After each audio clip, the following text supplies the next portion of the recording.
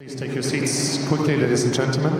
Thank you. Hello, ladies and gentlemen. Welcome to Tennis Weekly with Joel, Kim and Chris. On today's Tour Catch-Up, sponsored by DownloadTennis.com. Hurkacz secures Shanghai in a final thriller. Swiatek captures her 5th title of the year in Beijing. And the WTA Final 8 is set for Cancun.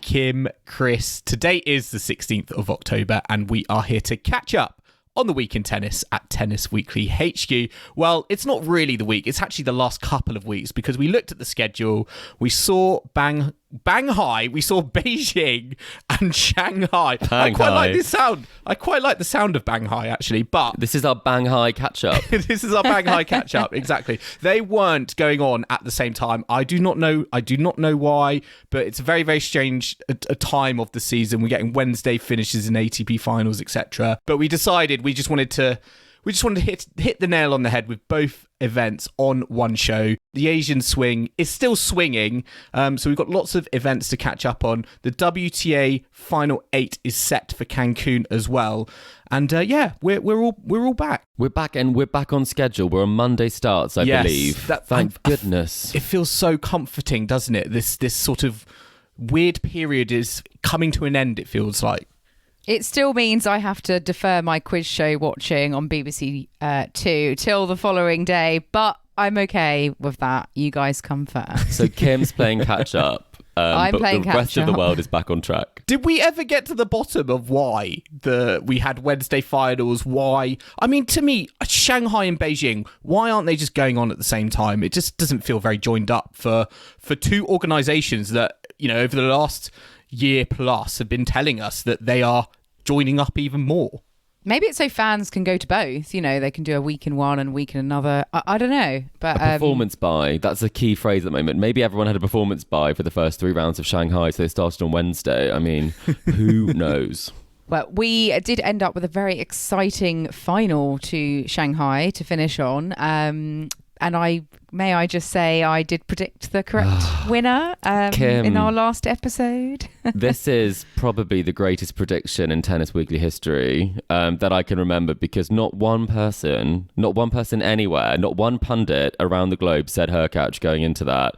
And not only did you say Hurkacz for the title, you also thought Seb Corda would do pretty well, and he made the semis. So, Kim, this is your chance to revel in your bask in it, and hopefully you'll be able to keep this good run of predictions going. I know. Everyone will be expecting, stuff from me now. But I'll remind you of this prediction when I'm doing terrible in the next year of Collector Set. We can sweep my Zverev prediction as well under the covers, right?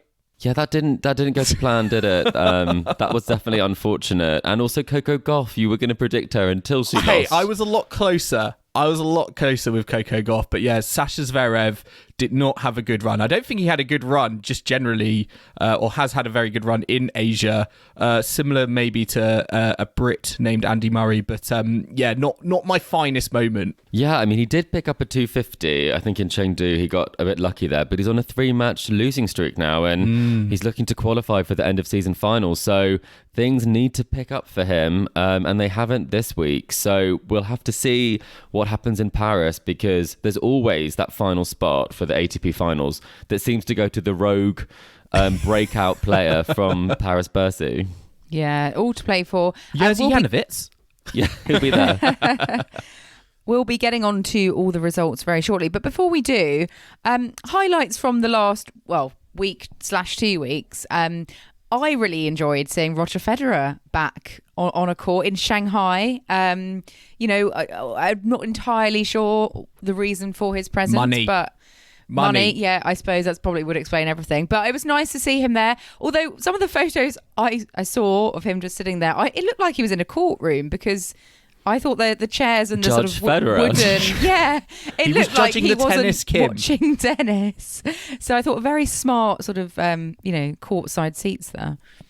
He's definitely closer to tennis at the moment. He turns up everywhere. I think I'm seeing all the players posting him to their Instagram feed, which makes me think, is it money or is there something happening? Is he going to get a bit more involved? Do you think there's more to it? I just think with the on-running sponsorship, he's playing more of a role in different places from a sponsorship perspective, as well as he's attending a lot of things. Was buzz around commentary at Wimbledon. I think he's might be getting a little bit closer to the game again, potentially. Can you see him in the future being like the ATP president? Just running the whole shebang. I honestly think he'd be pretty good at it as long as the WTA are also being run by him. I think that could be a pretty good role for him. Oh, is the next kind of Federer Djokovic rivalry going to be the PTPA versus Roger Federer, president of the ATP Council? Oh gosh, yeah. No councils, just vibes, right?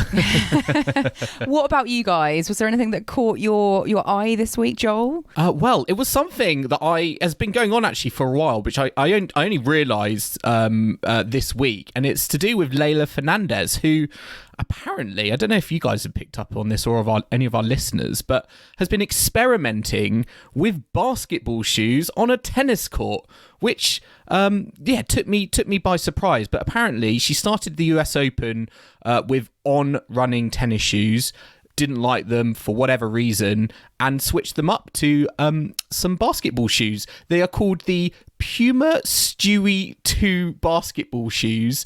And I just thought that was very interesting. I've not really heard of like shoes from another sport being used on a tennis court, but I mean, it seems to be working for her. How about rollerblades? Rollerblades would be a Healy. What about a Healy for her? But a Healy. Oh, what? Like net rushing with a Healy? Yeah, maybe just someone give you a good push. Just glide to the net and then stop.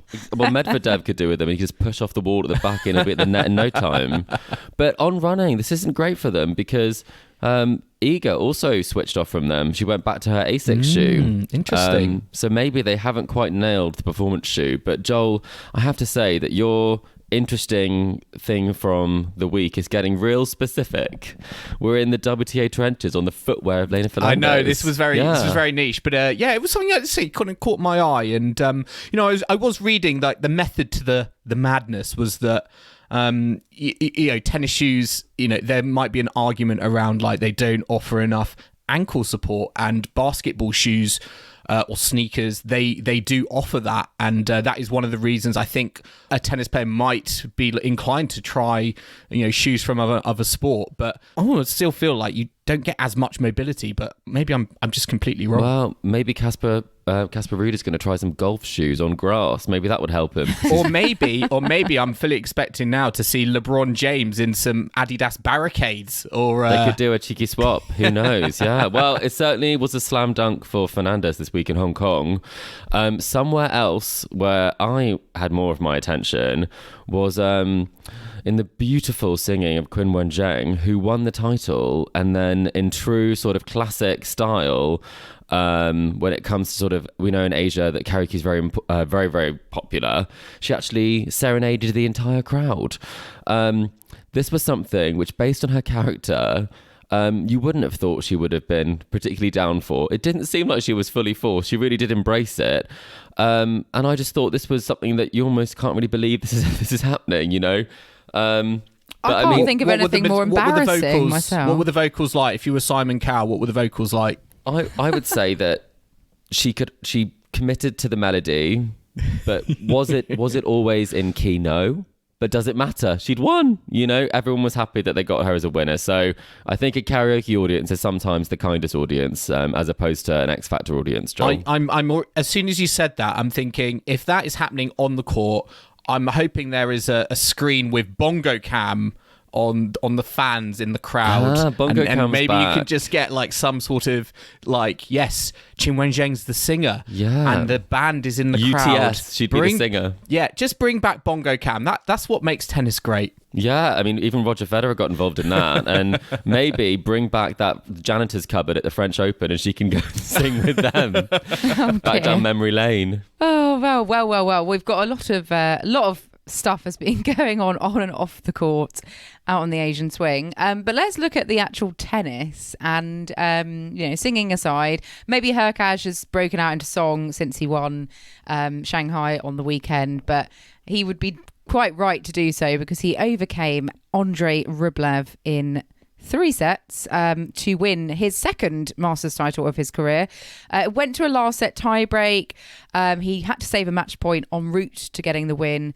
But yeah, 10-8 in the last set tiebreak, beating Andrey Rublev, who was also going for his second Masters 1000 title.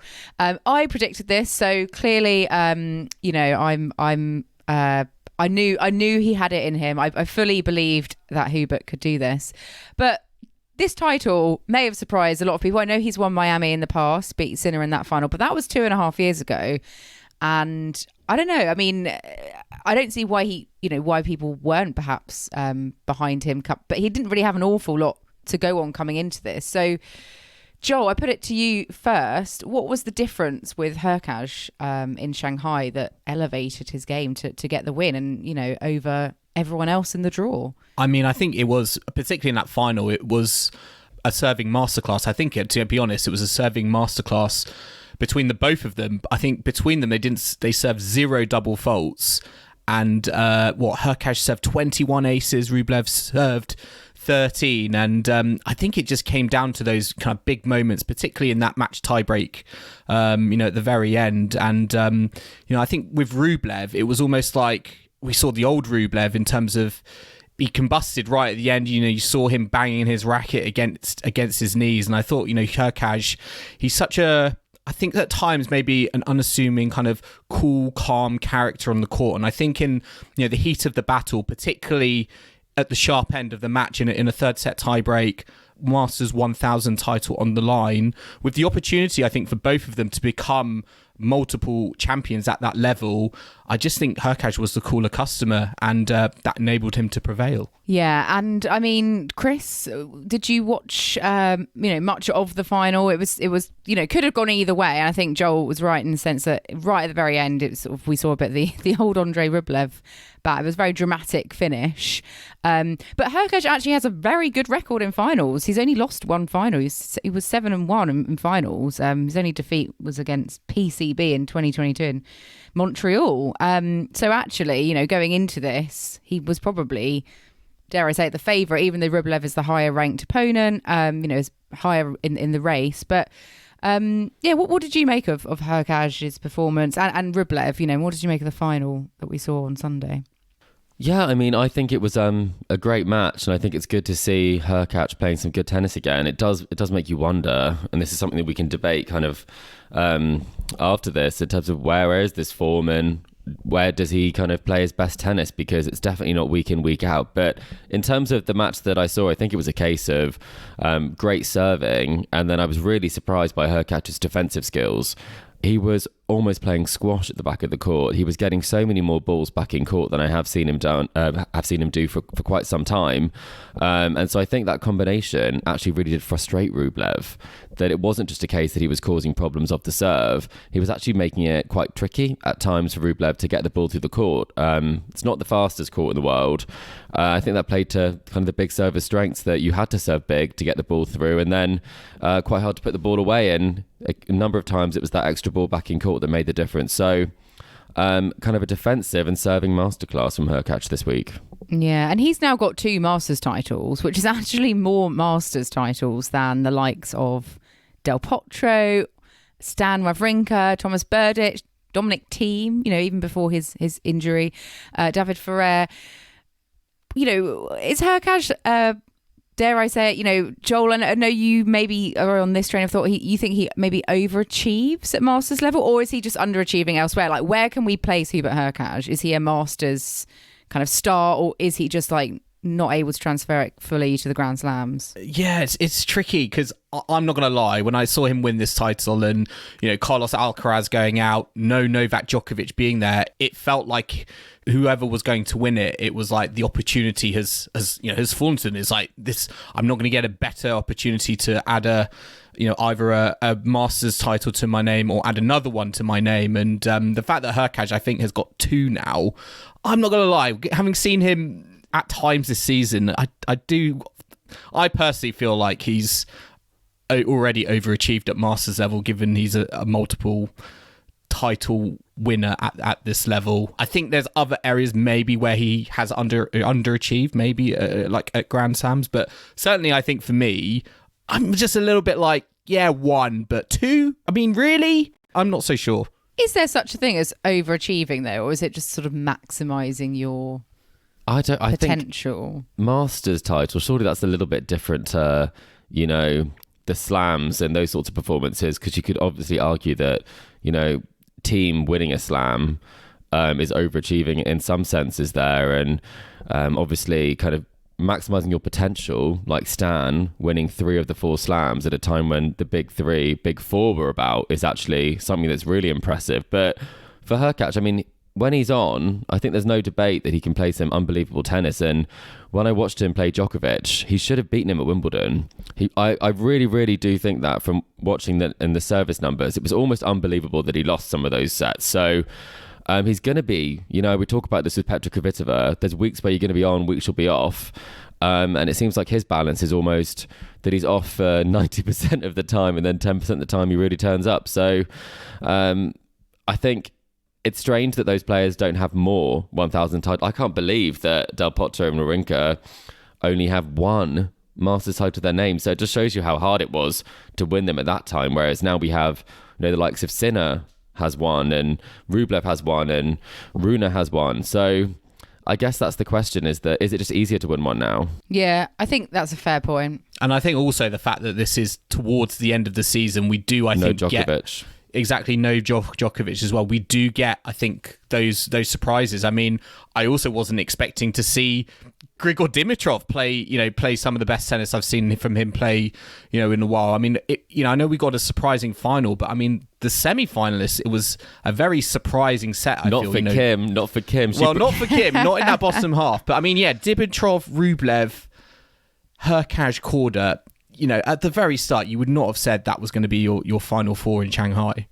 Well, I got 50% of them, sort of. So, yeah. But yeah, I know what you mean. I mean, Dimitrov beating Alcaraz. We know Dimitrov can play on his day, but I don't think we really saw that one coming.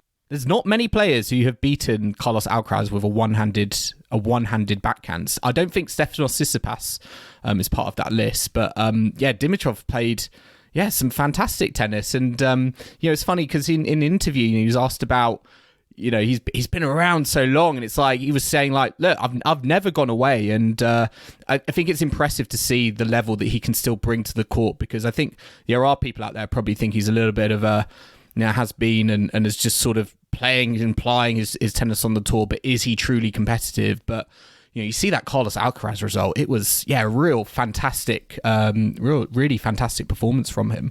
Well, I mean, also, Joel, I was going to say someone else that you may have given a hard time to in the past, Mr. Ben Shelton, is putting it together outside of a slam. So are you eating your words? Is he now a well-rounded tour player? He's getting the air miles in, isn't he? And showing that he can put it together outside, of America. I mean, this is one tournament, I think, and there's obviously going to take more time to do that. But certainly, he's kicked on, I think, from his showing at the US Open, which has given him so much confidence, and another impressive performance from him to get to the quarters. Yeah, and I mean, Hurkacz is only a couple of places behind the all-important 8th position for the race to Turin for the ATP Finals. So Holger Rune is currently in 8th position, but he's only 335 points in front of Hurkacz. So I suppose Hurkacz will be trying to get another place at the ATP Finals if results go his way in the next few weeks. He has qualified there once before, but as we're going into the final bit of the season, that is still kind of up in the air a little bit, and certainly things to play for. But I think they genuinely kind of are just more for the taking now, aren't they, these events, especially without the likes of Djokovic, and especially towards the end of the season. And we have had surprise results at this stage of the season before. What do you think Roger Federer was thinking being in Shanghai, watching the tournament develop from the point of view that he's no longer, a player in it? What do you think his kind of impressions would have been, seeing how the tour has kind of kicked on, firsthand since his retirement? I mean, I think he looked very happy not to be playing, firstly. I think some people think about, whether he would still want to be playing, but he's one of those players who had that send-off, and I don't think they ever look back. And for some people that It's not a question of could he have achieved more. And I think watching the tennis, I think he just enjoys it as a day out, it would seem. I don't think he's a particularly kind of judgmental sort of type. I think he always looks like he's enjoying the tennis, and he has these great relationships with players from the Labour Cup. So I think in terms of the tour pushing on, I think we are in a bit of a limbo. So I think he does talk a lot about the fact he never got to play Carlos Alcaraz.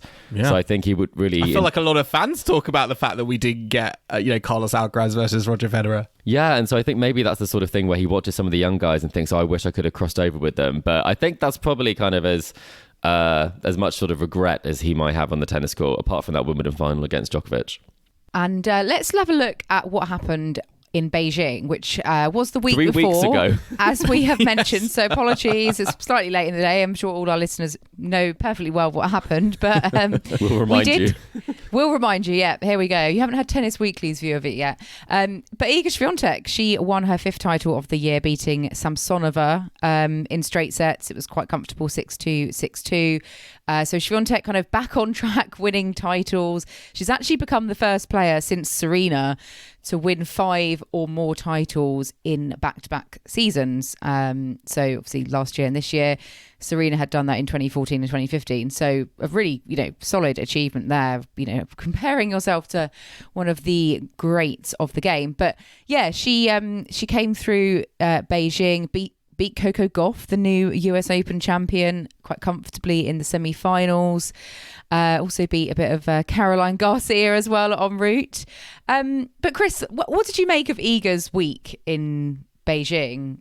She's won so many of these WTA 1000s now, and she was pretty flawless in the final. I think no unforced errors. Is this the kind of statement win that she needed to kind of reassert herself? Yeah, we were talking about it on the podcast kind of coming into this, that there are a lot of players who are getting more hype than her, which is quite an unusual situation for her to be in, given the fact that, the stat you just mentioned of winning 5 titles in consecutive seasons, that she is very much the number 2, if not kind of could still be the number 1 by the end of the season. And I think winning a 1,000 title this year is something that she hadn't done yet. So I think this is a really important message going into the WTA Finals for her. I think she played really well all week. I think she was great off the ground, flawless when it came to unforced errors, which is just unbelievable. And it just shows you just how disciplined she is. And you've got to feel for Samsonova, because that's unplayable when a player is not making mistakes and is also hitting winners off both wings. I think she really wanted to make the point against Coco Gauff, and I think Coco Gauff's played a lot of tennis. So I think that would have been a tall order for her to win another 1,000 to keep that winning run going. But, it does set itself up for a very entertaining end of the season. And you have to think, the last title that Sabalenka won, I believe, was in May in Madrid. So we do talk about her being, the form player across the slams. But she isn't getting it kind of done and over the line as many times as you think. And obviously that US Open could have gone either way, but it didn't go her way. So that's something you have to think about, that Iga's got a title at the end of the season, and it's been a long time since Sabalenka has. And will that have an impact going into the rest of the year? Makes it quite exciting for the WTA Finals, because I feel like we've got Sabalenka world number 1 now. She's going to want to, end her season with finally getting that, big title. But Swiatek, picking up form again, and I guess wanting to reclaim the number 1 because 0 she feels it's errors. rightly hers. Yeah, that's crazy. She's never lost to Samsonova. She was 3-0, so I think that did help. She's obviously very comfortable in playing her. The match before this one in their matchup was like love and 1. So yeah, I think that wasn't that scheduling related. Wasn't there a terrible schedule for her in that one? Maybe, but yes. But they did have an epic in the middle of Iga's winning run in Stuttgart last year, which went almost, I think it was like tie-break set, and over 3 hours in the Stuttgart quarterfinals, I think, or second round. So, yeah, it just shows you where her level of her game is right now. Just on Samsonova, she came into Beijing unseeded, had a really good run, defeated Ostapenko in the quarterfinals, Rybakina in the semi-finals.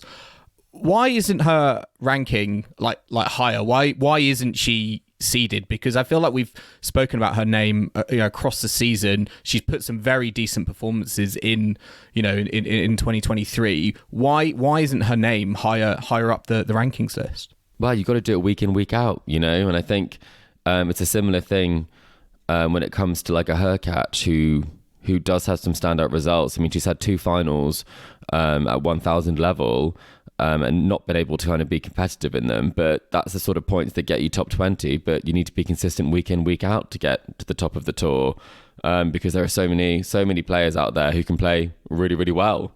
And she's been a bit of a Kudermetova in the sense of she's either been playing very well or she hasn't been putting it together. So it's a bit different to last season when she was picking up titles, like 500 level titles, and this year she's kind of making the final of the level above but not pushing through all the way. So I think it still does show progress, but the ranking doesn't necessarily reflect that because 500s obviously do carry quite a lot of points when it comes down to it. If you were a tennis player, would you rather win 500s or lose in the final of 1000s? The title is the number next to your name. They'll say 13 career titles. So that's true. I'm just thinking points wise, you'd still get more points from the final of 1,000. Yes, I'd have to look at it. I think you just would, yeah.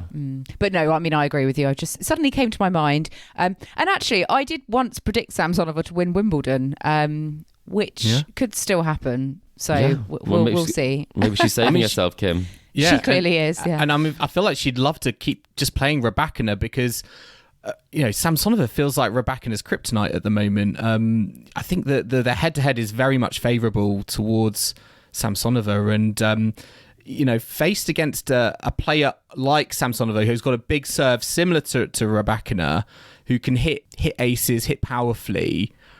Yeah, Rybakina, it almost for me senses there's a little bit of weakness there in terms of like, if I come up against a player who can do what I do to them, but to me, and reassert that force on to my serve, it asks her questions that sometimes I wonder it puts her down to too much pressure that ends potentially in a defeat.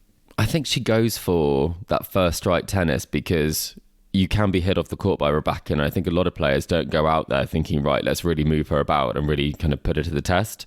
And it seems like Samsonova is really able to read the play. I mean, Rybakina does go cross court a lot, and Samsonova is not afraid to go down the line. So I think it's a case where it's surprising how bad a head-to-head that is because, Sabalenka versus Rybakina is a pretty good head-to-head, very competitive, and I feel like it's quite a similar sort of matchup. But I mean, if you can take out someone who's playing as well as Rybakina, you have to be in contention for some of these other titles. Yeah, well, we also had a trio of women's events this week. This week just gone, I should say, as well as Beijing from the week before. We had Zhengzhou in China as well, part of the Asian swing. This is a 500 event, and this was won by, a local home hope, Qinwen Zheng. She delighted her home fans, winning in 3 sets with over karaoke. Barbora. With karaoke as well. Maybe they were more delighted about her singing or her tennis, I'm not sure. But yeah, she beat Krejcikova in the final, coming from a set down to get the title. So this is her second title of her whole career and also this season. First meeting with Krejcikova, just shy of 2.5 hours to get the job done.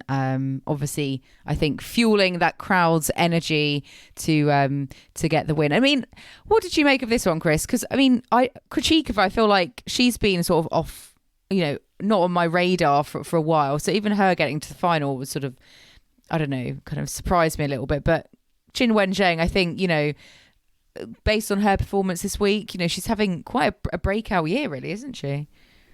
Yeah, I mean, she is, and I think she's kind of stepped up in the levels because getting a title is really important. She's got 2 titles, a 250 and now a 500, and obviously there are a few results that don't go your way along the way, like losing early in Beijing would have been a real disappointment for her, especially playing at home. But she did also pick up the Asian Games title as well. So that's obviously not something that has ranking points attached to it, but it is still very, very important for her. So it's been 3 titles if you're playing from her perspective in terms of kind of getting the wins. So she's a player that is getting the wins and is backing herself in these situations. And she's talked about some of the matches she's played and said, you know what, I didn't play my best tennis in that one, but I still got through. And that's the sign that you're really progressing as a player, when you still find a way to win when you aren't playing your top tier tennis. So I was very, very impressed with her. And you have to feel for Maria Sakkari, because, I mean, that is a dreadful first match for her at a 500 to play against a pretty much certified top 20 player who just missed out on the seedings, because that is super unlucky. And it just showed that almost that was the perfect start. If you can beat a player as good as that, the door really does open up for you. I mean, the form that she has showed recently, I think she's 11-3 since Cincinnati, and the only 3 players who've defeated her are Swiatek, Sabalenka and Rybakina. There's been fallout post-US Open that her coach, Wim Fissette, has basically binned her off to go back to Naomi Osaka. What do you both make of that, given, you know, as I said, the form she showed? And is that the right move by Fissette? Because I think it's caused quite a bit of polarization, I think, in the tennis community. Maybe she's getting, you know, maybe Osaka's paying more money. I think she probably would be, but was it inevitable is what I would say, because she did say after she won the gold medal at the Asian Games, the quote that she gave was that, I understand his decision, but my family and I feel hurt. Right now, I don't want to talk about this person. So clearly, like, this does hurt feelings, because when you do have a contract and you do break the contract and a player is starting to get momentum, you have to think that does, that is a blow. But she did say she understood the decision. I think the whole of tennis won't be surprised by this, because, you know, if a player does have a break, you know, for example, Simona Halep, who was forced to have a break, Mouratoglou went to work with Holger Rune, and we've seen it before. You know, I think it was a case where Mladenovic was working with Sasha Bayin, and then dumped her for Pliskova. And so I think you see this quite regularly, that you are able to just drop things like this. But I mean, all power to her. You know, she got dropped and she's having some of the best results of her career. And so she's having the last laugh here and the last song in this case. So yeah, I think she's singing Win Fissette out of her camp quite happily. Yeah, and I mean, quite a good year on the WTA Tour for Chinese players, because it's the first time in history that 3 different Chinese women have won a singles title in the same season. So we've had, obviously, Qinwen Zheng winning 2, also Lin Zhu in Hua Hin, and Zhizhu Wang in Guangzhou. So yeah, it's all go for the Chinese players, and they'll be obviously pleased that the WTA has gone back to China as well. We also had a tournament in Korea, in Seoul, last week, which Jessie Pegula has won. She defeated Wei Wan of China 6-2, 6-3. This is Pegula's second title of the season, actually, as well. And she got a wild card into the draw and has won the title. And I think, you know, quite personal sort of motivations behind this title. Her mum is actually Korean, so I think she said it was very special for her to be able to actually know win that, this title. or was that just me? But I had no idea. This. I did know this because I do read the Players Tribune, you know, so I'm in the trenches on that one.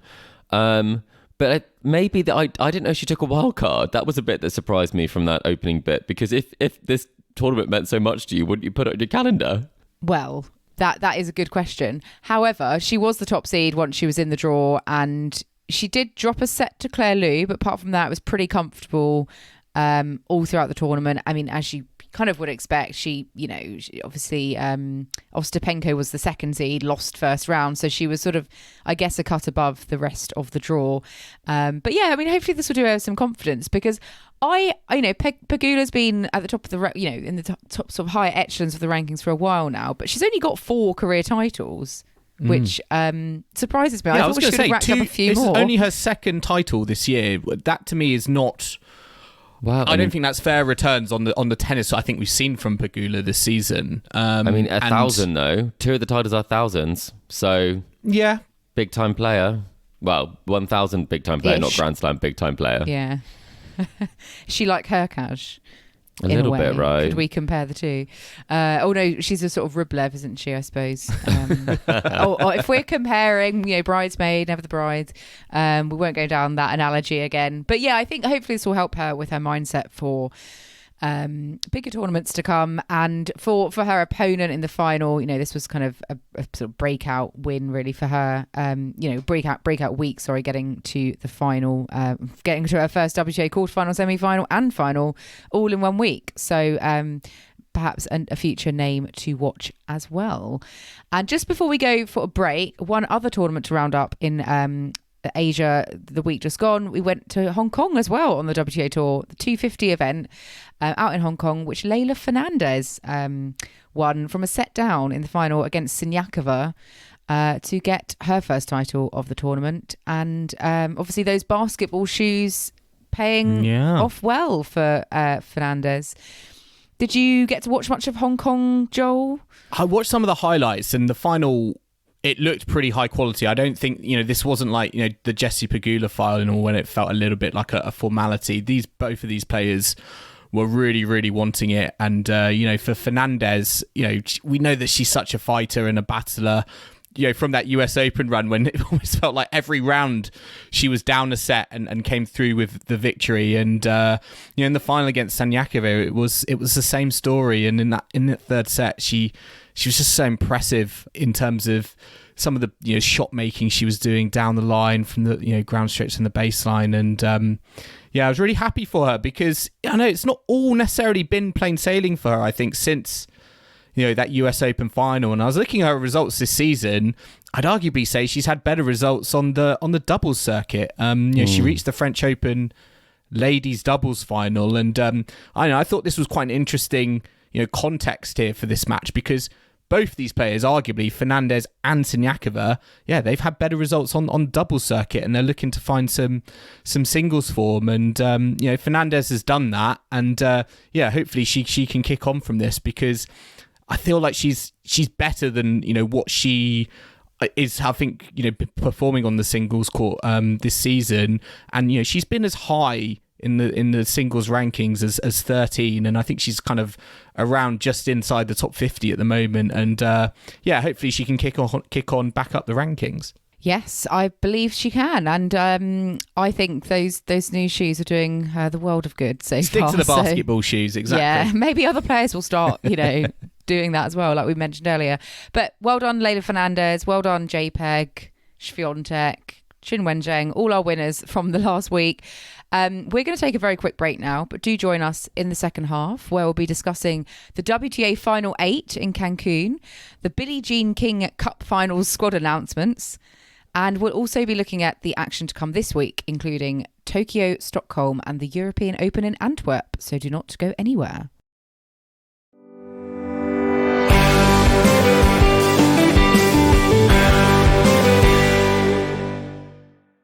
Welcome back to the Tennis Weekly podcast, sponsored by downloadtennis.com.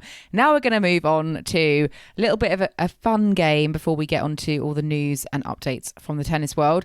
We don't have Joel's game this week, do we? We've gone back to a par for the courts, I think, excitingly. Yes, we have indeed. I thought Joel's had enough time in the sun. It's time that we get back to par for the courts and get back to, a good, honest quiz.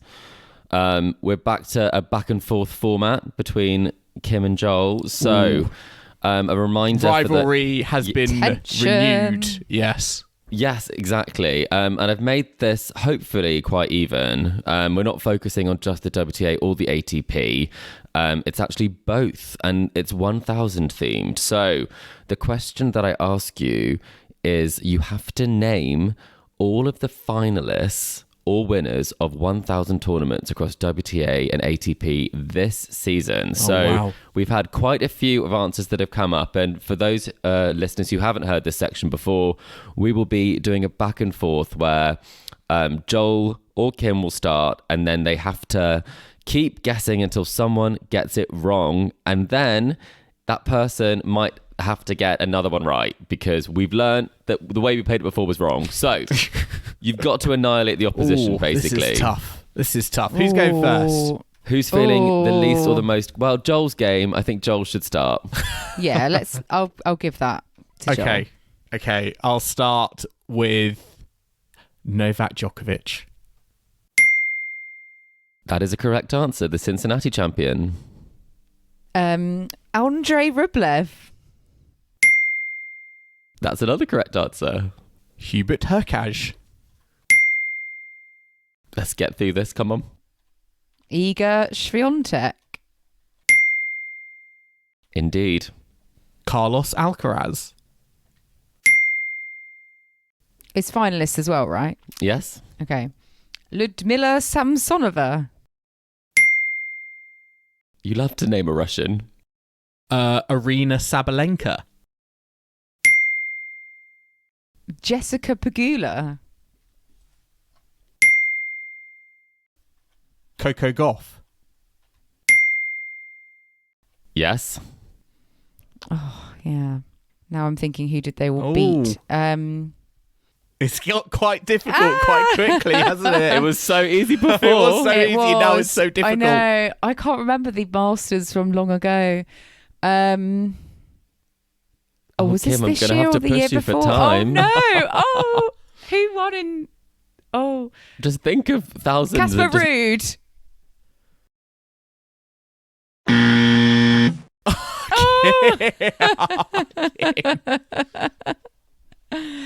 Oh, my knowledge happened. Oh, that's bad. Did you have another one out of interest anyway? I was going to say Daniel Medvedev. That's a very easy one. He did I win know. in I was Miami. expecting Oh, of so course. easy. I was Rome. expecting Kim to say that. Exactly. Rome.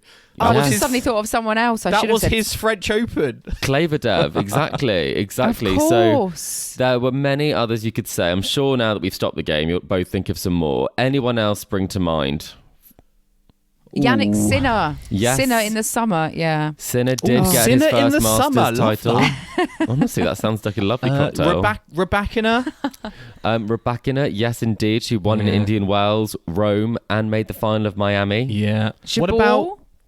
Ons did not. So, Kim, this is not your day. No, it's really not my day, and I'm already out. So What about Haddad Maya? Again, it's not a right answer there, but okay. I am so disappointed because I'll go in reverse order for the women because you could have had and you did have Samsonova, Swiatek. What about Zhuhai, Joel? Your favourite. Oh my wow. word. You know, that's a real own goal. We had Sakkari taking her first 1,000 title. We could have had Mukova in Cincinnati. Kim, you love Mukova. How did you forget Mukova? Honestly, my brain is I'm just not sure we on said it. JPEG either. We had Kalinina. No, we said JPEG. Oh, we did, said, sorry. Oh, Kalinina. In Rome, yes, because no one else made it to that final. And no one else watched it. Exactly. And then you could have had Krejcikova, who won in Dubai. So they're the answers you didn't get for the women. For the men, obviously we did say Alcaraz, Medvedev, you've just said. Holger Rune did make the final of Monte Carlo and Rome. Yeah, sinking Rune. Yeah. Jan-Lennard Struff made the final of Madrid. We also didn't get Alex de Minaur. So they were all of the answers. So I have to say, looking at your performance, I'm very nervous about how you're going to do at the end of season quiz, you two. Terribly, clearly. We're going to do absolutely terrible. I think actually, despite Kim starting on a high with those predictions, she's been brought crashing back down to earth with what has been, I would say, a pretty satisfactory display in the in half of the courts. I feel like Kim only deals with the future, but not the past. Maybe that's the way we can phrase it. That could very well define me. But well done, Joel. You've well and truly beaten me on that one. So I wonder how all our listeners did. Let us know how you got on with that part of the courts. We're going to dive into the mailbag now, which is musical inspired, because it's all about Qinwen Zheng and the karaoke that she did after winning the title in Zhengzhou. So the question is from Dave on email, and Dave said, what song would you sing if you won a title on the tour? So what karaoke song would you sing? Joel, I've got plenty. I got plenty in my back. Are you having a set list, Joel? Yeah, absolutely. I have you down for like maybe doing a bit of karaoke when you were out in downing your WKDs I and can see woo-woos some, on yeah. the weekend. Oh yeah, I can see. It doesn't take a lot, Kim. I'm not gonna lie. It doesn't take a lot to bit bring of out Robbie a sing Williams, song. do you think, for Joel? Do you know what? I'm actually more of a. This is a 1980s, I think, song. Bonnie Tyler, "Total Eclipse of the Heart." Wow, That that is would be my- your crowning moment That when is you win my the go-to. title. Singing that kind of sad and alone in front of a Wow, crowd. but I what love it. title would you sing that for? Would that be if you won an ITF event, or would that be a Grand Slam? That would be like ITF 100k. No, 60k. Yeah. Okay, wow. Kim, what about you? I quite like a bit of "Come On Eileen," Dexy's Get- Midnight Runners. Wow, get the crowd going. I think that's such a fun, uplifting tune, and it's one that's cracked out at weddings. I think after I'd won a title, I think I might like to celebrate. Goodness, that's a good one. Yeah. I mean, so I was going to go for something far less enjoyable for the crowd. I was going to go "Money, Money, Money" by ABBA because I'm just so thrilled with my prize money check. If I've won a slam and £2 million, I mean, that's To all be I'm fair, thinking about. wherever you sing that in the world as well, you just know people will join in with you. Yeah, I mean, I definitely think that you want something that they can help you out on. I'm not sure in China how big "Come On Eileen" is, but no, that's true. I didn't know it had to be Chinese specific, but true. Yeah. Sorry, you can pick. This could be the Tennis Weekly Open, which I think we had in Croydon. But In I was Croydon. going to say, if it was the Croydon Open, our magical Stormzy. Tennis Weekly event that will never happen. Yeah, we'll get Stormzy, but Dexy's Midnight Runners, we'll get them in. They could sing "Come On Eileen." I feel like we could create a Tennis Weekly playlist on Spotify for the one person that might like to listen to that. But anyway, thank you very much, Dave, for your question. Let's have a look at what is out in the news this week as well, because we've had the final 8 players confirmed now for the WTA Finals in Cancun. The chosen 8 are Sabalenka, Swiatek, Goff, Rybakina, Pegula, Vondrousova, Jabeur, and Mukova. Very exciting. What We've a also list. got I know. We've also got the WTA Elite Trophy, which is going to be in Zhuhai. That's also taking shape. There's more players for this one. I could do a quiz of my own here and ask you both to name who is in the Elite Trophy. Anyone want to shout out some names? Krejcikova has to be there. She's won quite a lot. Yes, Ostapenko, indeed. surely, and Samsonova. Yes. Any more for any more? Oh, it's got to be Qinwen's got to be there, hasn't she?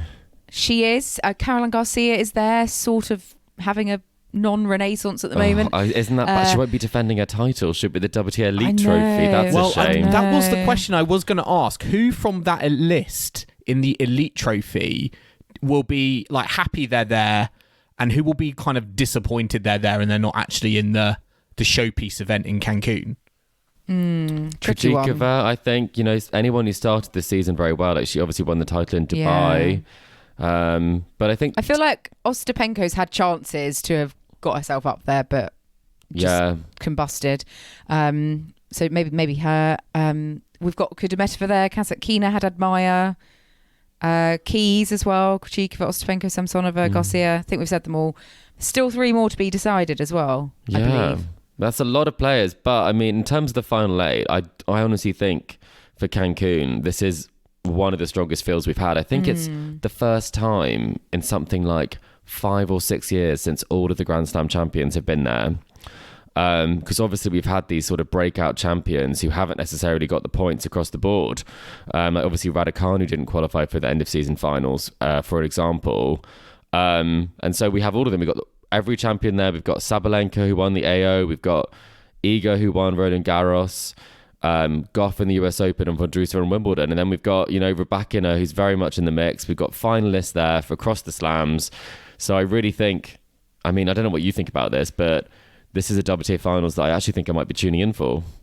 Yeah, it's solid, isn't it? If this good. set of finalists does not get bums on seats in the crowd, then I think we've got an issue, because it's a fantastic list, and we are going to be put to the test, I think, in terms of the crowds. I think it's going to be a talking point given how poor they were last year, but you'd sort of salivate really, I think, at the prospects and the rivalries that can be rekindled in the group stage, and it would be fascinating also to see who ends up as world number one, if that has potential, whether it could come down to a final match, as it could I believe on the ATP side of things between Alcaraz and Djokovic. It would even sweeten it, I think, just that little bit more. That's very exciting. And Joel, we have to say, one of your favourite phrases is someone is making up the numbers. Is anyone in this list of 8 making up the numbers? I genuinely don't think anyone is making up the numbers here. I mean, I agree. They've all showed at some point this season that they belong there, I think, and I think that's why it's so compelling, and it feels genuinely, I know I've probably said this in the past, but it genuinely feels like anyone can beat anyone, and it might just come down to what the groups look like, because it could be very, very tight, very, very competitive, and I have no doubt you're going to need to get your calculators out when those round robins do end. Yeah, well, let's wait and see, because it's looking like it's going to be a good one. It just makes me sad that from the pictures I've seen on social media, Cancun is basically taking place on a temporary stadium on a golf course, on a side of a golf course, and it's just a bit sad that we've got this sort of temporary stadia or whatever it is made for the elite creme de la creme of the WTA Tour. I feel like they deserve a more fitting, a more permanent structure to kind of showcase their tennis, not just this drop-in tennis court that's going to be put on a golf course. Do you not think that off-season Cancun is enough of a that is definitely on a golf course? I could see that as well. Yeah, get Casper Ruud out there. Yeah, exactly. Maybe they'll just borrow some of the Laver. Well, not the Laver Cup. I can see why some of them don't want to go play Billie Jean King Cup finals. Well, talking of Billie Jean King Cup finals, Iga Swiatek and Coco Gauff will not be playing there after the WTA Finals. They love the sesh in Cancun. Yeah. Yeah, the hangovers. So Billie Jean King Cup Finals starts only 2 days after the end of the WTA Finals. It's just Cancun to Seville. It doesn't quite work for the schedule for a lot of the team. So Swiatek is not playing for Poland and Coco Gauff is not playing for Team USA. But I mean, Team USA, come on, it's still a super duper team. Madison Keys, Danielle Collins, Sophia Kenin, Sloane Stephens, Taylor Townsend. I think that's a solid team. I don't think they necessarily need I think Coco. It's solid. I don't think it's spectacular. No, it's still a winning team. I think they can still win with those players. They've lost with better players playing, I think. I mean, Danielle Collins has played number one previously. I think Madison Keys, we've seen her lose to Lynette at the finals before. So, you know what? I think it's gonna be tricky. There's not a natural doubles pairing in there. I guess it would be Townsend and Keys potentially if they played together. But I would say, I mean, with Kathy Rinaldi not really putting any results together for the US team in recent years, I think it is time for some different players to play. So let's see how Kenin does. Well, yeah, it might be a good time for her to ramp it up again. She sort of had a few little breakthroughs this year with getting back to, winning ways, but maybe this will help Gia up a bit. Yeah, I would say, though, that Group A, that does look like a group of death to me. I mean, Czech Republic, USA. I mean, Czech Republic, Vondrousova, Mukova, Krejcikova, Noskova, Siniakova. That feels very, very strong. And we know Team Switzerland are just very good at team events. Got Bencic, Teichmann, very tough customer, Golubich as well. She always, I feel, seems to bring out best tennis playing for Switzerland. So, for me, that's a very, very tough group. That is going to be tough. And the Czech, by the way, we should make it clear that although Coco Gauff and Iga are not playing, Vondrousova and Mukova are both making the trip to Seville, and Rybakina is making the trip for Kazakhstan. So of that list, I mean, for the Czech Republic, you have to say making yourself available to play for your country, even when there is the depth that they have in the Czech Republic. I think that is something that's very, very important. Yeah, although, I mean, that may be subject to change if they pick up injuries or, it's the WTA Finals. They pick both up a go sangria deep. in Cancun. Yeah, so I mean, I just with the schedule, there's way more potential for those sorts of last minute withdrawals because of the travel and the injury and everything. So, but yeah, I do agree. Group A for the finals is looking so much stronger than I would say Group B and C. I mean, Group B, they've got Slovenia, which I don't think is a particularly strong team. And I think Group D, France, I think Group A is where the winner's probably going to be coming from, she says. But it's exciting. It's all going to be kicking off in the next few weeks. Talking about this week, though, we have quite a lot of tournaments going on. 6 tournaments in total. 3 WTA 250s, 2 ATP 250s, and 1 ATP 500. I'm exhausted Joel, from you just saying that. I know. God. Joel, what are you looking forward to this week? What's your highlight of those listed? Oh, that's a good question. I'm just going to put it out there. I think it's got to be Transylvania Open. You love it. Jodie Burrage is there. Jodie Burrage is seeded, which is incredible. We've got Alicia Parks, one of my favourites. You've got Jacqueline Christian as well. Is she going to bring out the cape? That's what I want to know. I feel like that's why she's so famous. But I'm sort of looking at Transylvania and getting back to Europe from Asia. What about you? I mean, I was seeing on social media that in Tokyo, Felix Auger-Aliassime was doing some sort of Japanese cookery. Yeah. So he won a tennis match on the court. He actually won his first round. So I'm wondering if this is going to be his week. I did it for Hurkacz. Maybe I can do it for FAA by predicting him. Other than that, I am actually quite intrigued to see what fashion we're going to get in Transylvania this week, as we are. That's what you're in looking the forward to, Kim. They do embrace it, I think, the Transylvania. I mean, it's a new tournament, but they do love to jazz it up.